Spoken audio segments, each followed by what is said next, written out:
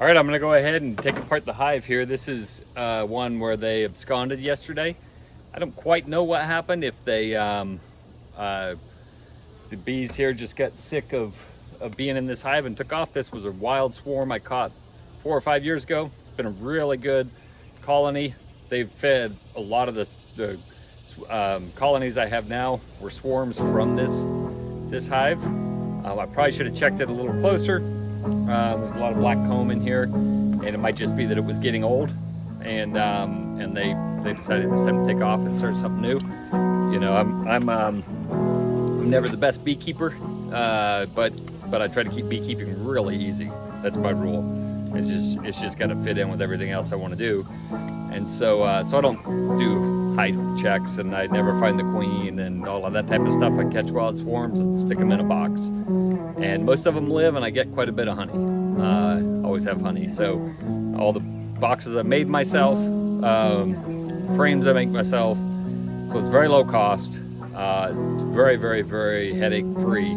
But this kind of thing happens, and you look back and say, oh, if I'd looked at them, took some of the black comb out and gave them some better comb, maybe I'd still have a colony. So that's just the way that goes. So I'm gonna go ahead and take this apart. I hope there's no bees in here. There weren't as of last night when I looked in here. Lots of wax moths.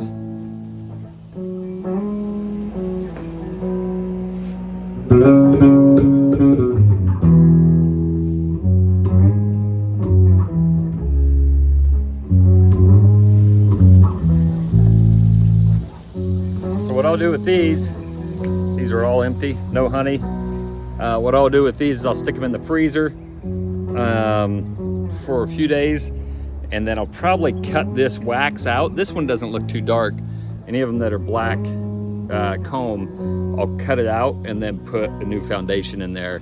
I let the bees draw their own foundation, so I don't force them to use any foundation, so I'll probably cut this out.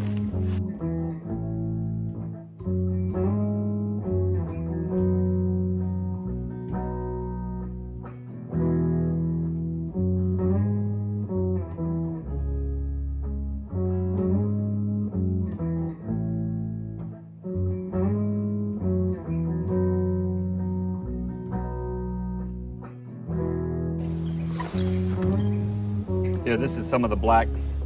You can see the black comb here. So this is old comb, and you know, really they had most of what they had in there was black comb. So just one of the things I noticed in these extra deep frames is they build the down a little further. Get a beetle, burn all that stuff off. You can see your wax moth trails there. I don't know if you can see it with the light the way it is, but there's wax moths that have been in there. Wax moths get blamed for everything, but I don't think that they cause collapse in the colonies. I think they just are the cleanup crew. There's some other reason, and then the wax moths show up.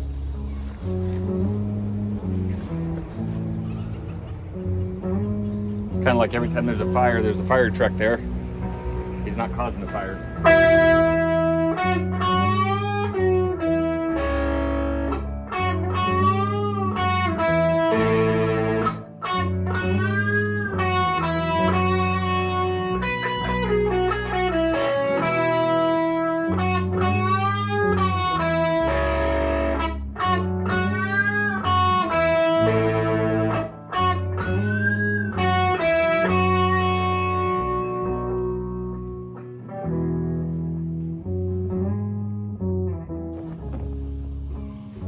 So if I have a colony collapse, I'm not necessarily upset. What I'm looking for is genetics that work in my system, can deal with what it is I want them to deal with. So I don't want all my colonies to collapse. If I have one collapse, it's not necessarily a bad thing. Or if I have one abscond, that's not necessarily a bad thing. This was a very strong colony. My guess is that they've gone back to the woods, which is where I got them. So they're probably out there in the wild, which is just fine. I had them for a few years, and I got a bunch of bees from them, so wish them well. This is a little vial I had. I had lemongrass oil in that when I caught them, So that was probably 5 years ago that thing's been inside the hive. You can see I haven't taken it apart that far in years, which is probably why they left. See lots of little worms in here. They'll all freeze.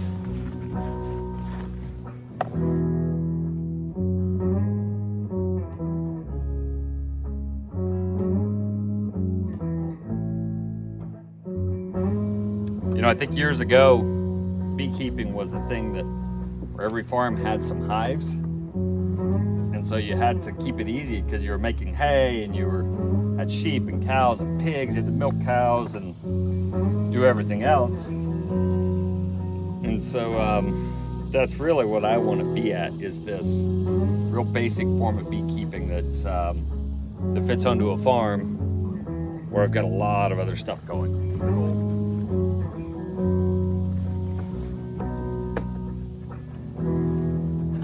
So I'm sure some full-time beekeepers are not agreeing with what I'm saying as far as the practice, but we always have honey and we don't spend any money. So I don't know how you can, just takes a little time. I don't know how you can complain about that. Lots of dark comb. So it's definitely the issue here.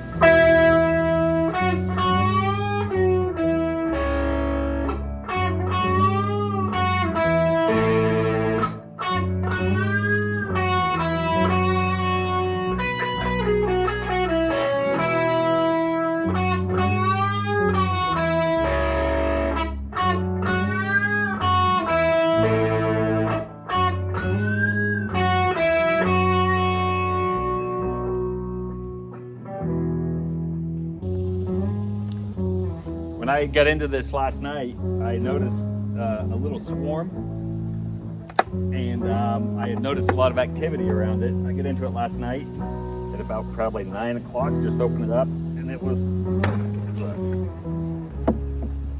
over 100 degrees in here, I bet. So I think they just left yesterday. I think if I left this thing for much longer, I think these things would be much worse than they are right now. So this isn't terrible.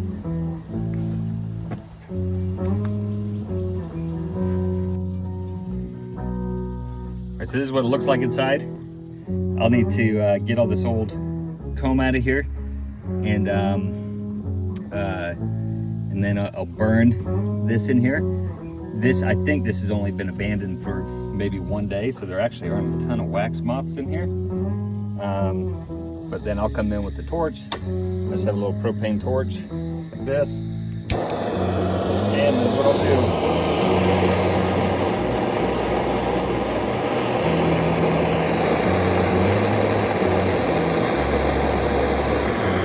Bring those guys up. So there's no beetles hiding in the cracks where they always are at.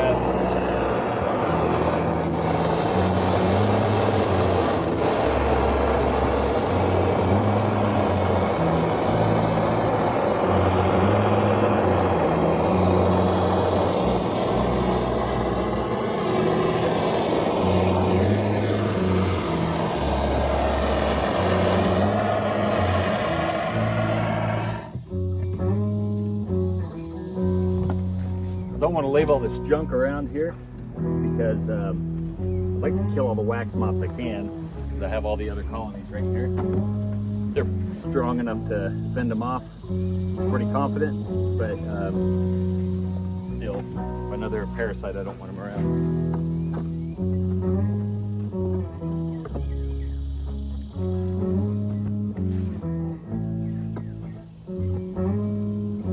The time I had this happen, and I had a bunch of honey in the hive, and I thought I'll get that out in a couple days.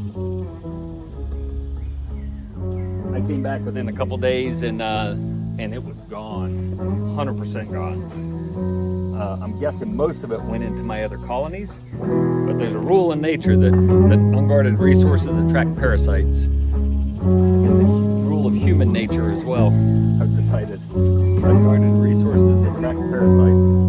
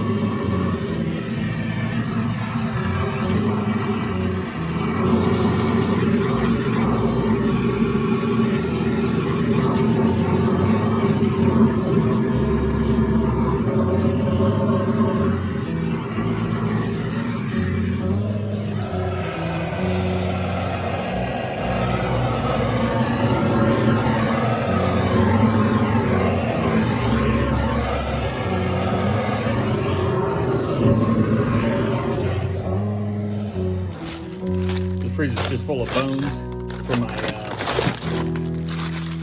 dog.